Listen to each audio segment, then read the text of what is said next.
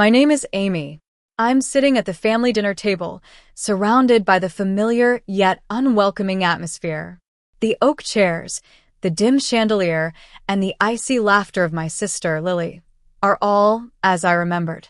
She swirls her wine, acting as if the world owes her something. "You look rested," she says across the table, loud enough for everyone to hear. Solitude suits some people, I guess.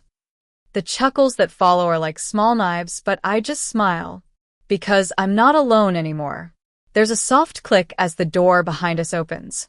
I don't turn, but when the man who steps in is greeted with a salute and someone whispers, "Commander Smith?" Lily's glass slips slightly in her hand. I know this dinner won't end the way she thought. Let me take you back to where it all began.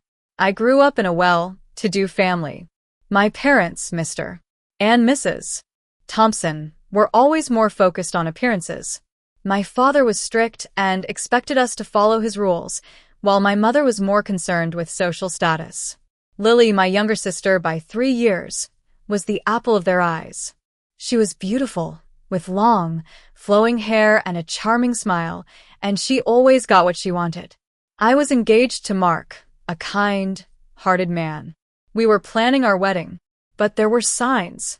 Mark started coming late to our wedding planning meetings, skipping important events. And Lily was always around. I was so busy with my work at a local charity organization that I didn't notice the growing connection between them. One Wednesday, after a tiring board presentation for the charity I was helping to restructure, I came back to my apartment. I was exhausted but proud. I thought Mark was there to tell me he'd approved the wedding menu. Instead, he said he was confused, that he hadn't been honest with himself, and then he said Lily's name. I felt like the air was sucked out of the room. 10 minutes later, I got a text from Lily. "I didn't plan this, but we're in love. I hope you'll understand someday." I understood all too well. The next day, my parents called. Instead of checking on me, they asked me not to make a scene. "Lily's always needed your support," my mother said. And hearts change, dear. I didn't cry or scream. I just packed my things, broke the lease, took a sabbatical, and disconnected my number. 6 weeks later, I saw the headlines of their wedding online. Lily wore the dress I'd picked out with our grandmother, used the same florist, and even the same venue. She just stepped into the life I'd built. I rented a studio near the beach and lived off my savings.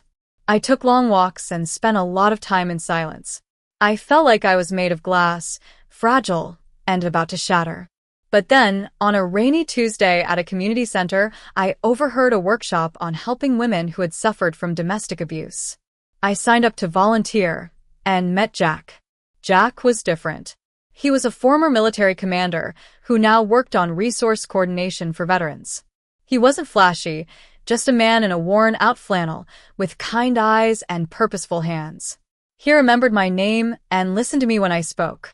We started spending time together, sketching ideas for a program to help women who had been marginalized. We fell in love slowly. When he proposed, it was simple. Just the two of us on the porch, wrapped in blankets. He said, "I don't want to save you. I just want to walk beside you while you save yourself." I said yes. We co-founded a non-profit called Hope Haven to help women re-enter society after trauma.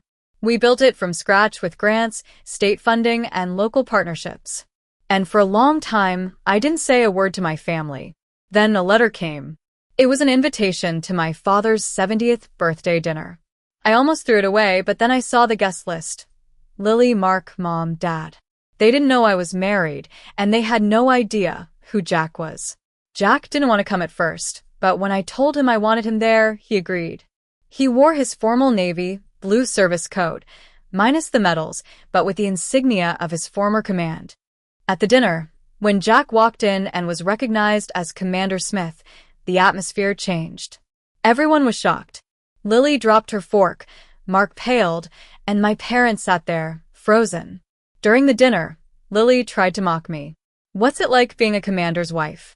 Do you just polish medals and make speeches?" I calmly replied that I helped run a trauma recovery foundation and was working on statewide policy reform for transitional housing. She kept pushing, saying I always did better behind the scenes. I told her I didn't disappear. I just stopped showing up where I wasn't respected. That hit her hard.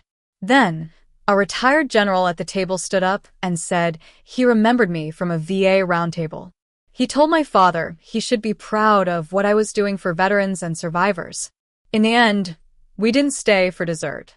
We left quietly. As we walked out, I looked back, knowing I had finally left that old version of me behind.